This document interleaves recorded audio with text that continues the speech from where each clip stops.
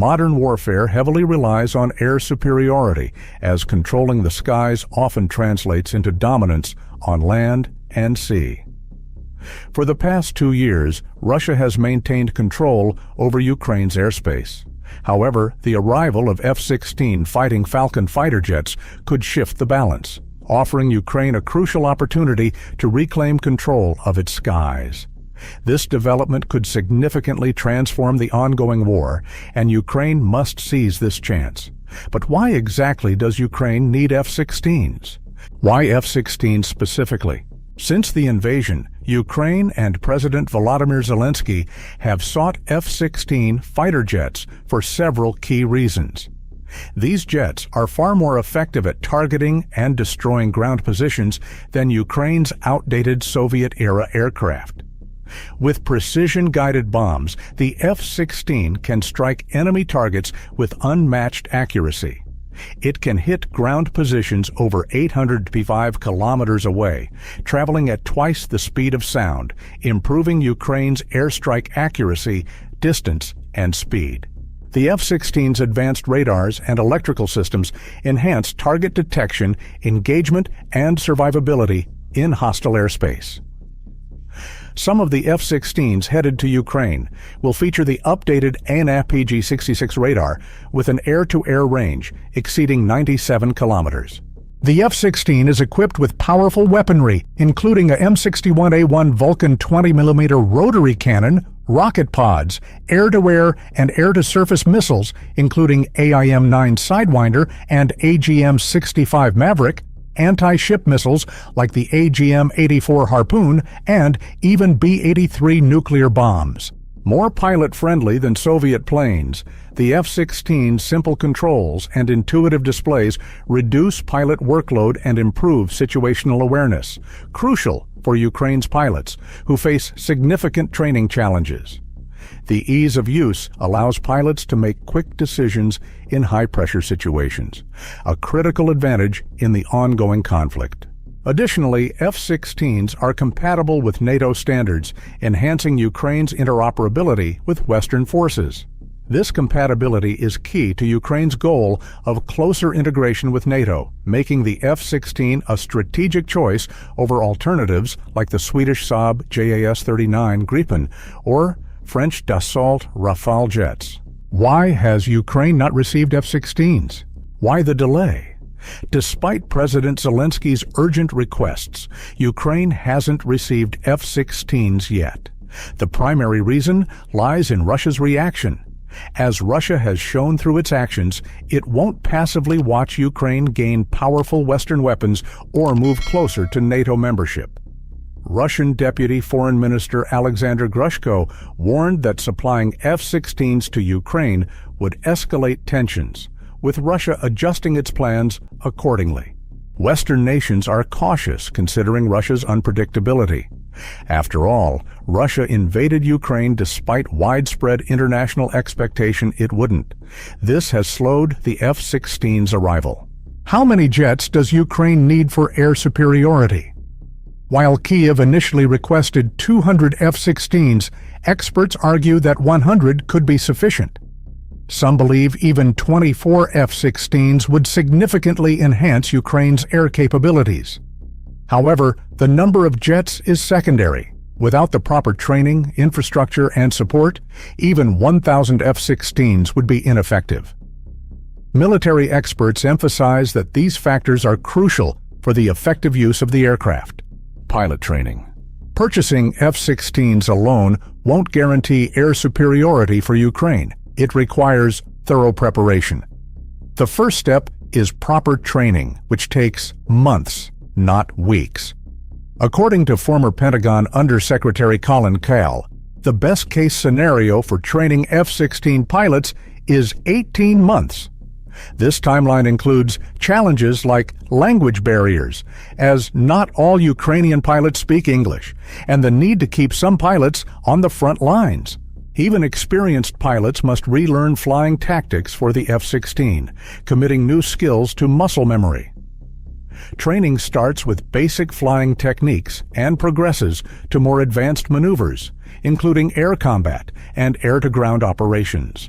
Currently, Ukrainian pilots are being trained in Poland, the US, UK, Denmark, and the Netherlands. The first group of 12 U.S.-trained pilots is expected to complete their training by May 2024, with others finishing later in the year, making 2024 the key year for Ukraine's F-16 readiness. Learn aircraft maintenance. In addition to pilot training, Ukraine must also focus on maintaining its F-16s. These jets require 20 hours of maintenance between flights, and ground crews need to be well trained to ensure operational readiness. The F-16's maintenance requirements mean Ukraine must also improve its infrastructure, including resurfacing runways and consolidating bases, which becomes challenging without drawing Russian attention. Furthermore, concentrated F-16 bases are vulnerable to Russian airstrikes, so Ukraine must carefully manage airfield dispersion. Adequate air defense systems are essential to protect these facilities, but they take resources away from the front lines, which could increase Russian advances. Additionally, Ukraine's reliance on Soviet-era weaponry limits compatibility with the F-16, complicating offensive operations. Western allies must offer more military resources. To achieve air superiority over Russia, Ukraine will require more than just F-16s. It will need advanced missiles and other air warfare weaponry. The U.S. began supplying AGM-88 HARM anti-radiation missiles in 2022, which can neutralize enemy radar systems and suppress air defenses. Ukraine also needs modern air-to-air and air-to-ground missiles, precision-guided munitions, and other armaments to enhance the F-16's effectiveness. With these resources, Ukraine can hope to gain air superiority, forcing Moscow to adjust its military strategy.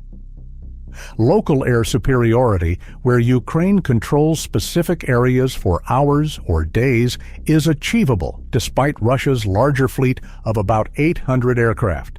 While Russia has a numerical advantage, Ukraine has already demonstrated its ability to challenge Russian air supremacy, even with outdated equipment.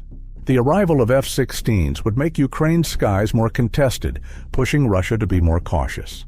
With faster, more agile aircraft, Ukrainian pilots could potentially reverse the balance of power in aerial combat, making Ukraine's airspace unsafe for Russian aircraft. The major shift induced by Ukrainian air superiority wasn't aerial. Instead, ground and sea engagements would benefit the most.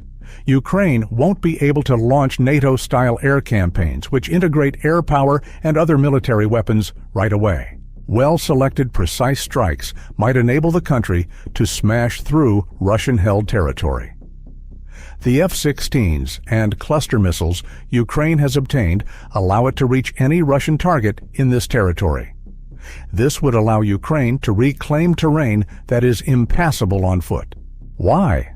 Russian landmines cover much of occupied Ukraine, making a land takeover another death mission. Ukrainian troops would die from mines or Russian air assaults while trying to cross the minefield. But using F-16 fighter jets isn't just for attacking enemies. Defense of Ukrainian forces is involved. Russian attack helicopters and glide bombs regularly destroy these troops. The F-16 could change this. Thus, the F-16 jets may provide much-needed assistance to the Ukrainian front lines, which have been rattled in recent months. Though the situation at the water is better for Ukraine than on land, the F-16 might help seal the Blackwater deal. Ukraine has destroyed much of Russia's Black Sea Navy with existing weapons and asymmetric warfare. Ukraine almost won't need these novel methods with F-16 jets. It can blast off. F-16 fired missiles attacking the Black Sea Fleet and the Kerch Bridge connecting mainland Russia to Crimea could help Ukraine retake the peninsula. Russia knows jets are dangerous. Russia has moved its Black Sea bases away from Ukraine without F-16s. Some sources say it's left one ship in the area after removing most of its warships. These measures may be due to Ukraine's constant military pressure, but some experts attribute them to the F-16's arrival. Russia knows these jets threaten its military operations in the region. However, meaningful changes in the Russo-Ukrainian war will take time. Most analysts don't think F-16s will provide Ukraine air superiority. Instead, they emphasize these airplanes' long-term value. First, as Ukraine's Soviet-era aircraft age, wear, and attrition, the F-16s will keep the Air Force going. They will also enable the government to conduct more sophisticated missions in the future. This means the F-16s are a long-term investment in a stronger Ukrainian Air Force beyond the current battle. When will this project start? Despite December 2023 claims, Ukraine hasn't gotten an F-16 fighter plane. However, this will alter in June or July 2024. Depending on when you watch this video, Ukraine may have gotten these jets and begun air superiority. Though the F-16s are coming, it's unclear who will furnish them. This is likely because of concerns that Russia may tamper with delivery or seek retribution on the sender. For now, we can only guess.